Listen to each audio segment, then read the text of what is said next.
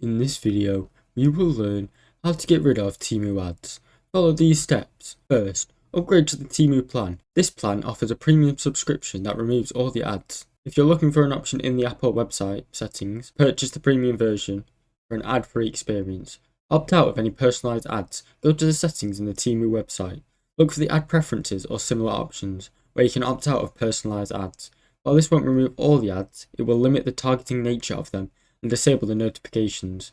If ads are appearing as notifications on your home phone settings, find Temu in your app notifications list. Then, turn off push notifications or use an ad blocker on your mobile device or computer. After that, consider using a browser extension or an ad blocker to reduce the pop-up ads. This may help reduce the number of ads while browsing the site, though it may not be effective. Also, you can skip ads in the app if you see them. Make sure to look for the skip button or close at the end. Thanks for watching. Don't forget to like and subscribe.